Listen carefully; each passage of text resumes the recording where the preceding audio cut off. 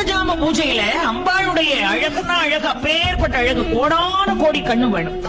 அந்த அர்த்தஜாம பூஜையில வெண்பட்டு அம்பாள் உடுத்தி இருப்பா மீனாட்சி. அந்த பாதங்கள் முழுவதும் வெண் தாமரைகளால் அலங்காரம் செய்யப்பட்டது. வெண்பட்டு பாதம் முழுவதும் வெண் தாமரைகளால் அலங்காரம் செய்யப்பட்டு மல்லிகை பந்தலுக்கு கீழே அம்பாள் இருப்பார். இறைவன் இப்பொழுது புறப்பட்டு வருவார். இறைவனுடைய பாத கமலங்களுக்கு மலர்களால் ஆராதனை செய்து அந்த பாத கமலங்கள் வெள்ளியாலான பாதுகைகள் புறப்பட்டு வந்து வெளியே நிற்கும். வெளியே நிற்கும் போது உள்ளுக்குள்ள அம்பாளுக்கு பூஜை நடக்கும். 3 முறை தீபாராதனை காட்டுவார்கள். போய் பாருங்க, 3 முறை காட்டுவார்கள்.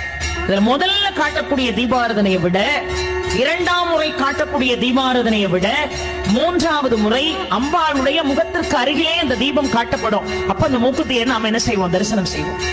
தரிசனம் செய்து முடிக்க திற போட்டுருவாங்க. அதுக்கு பிறகுதான் கட்டளைக்குரிய பட்டர் சிவனுடைய பாதுகைகள்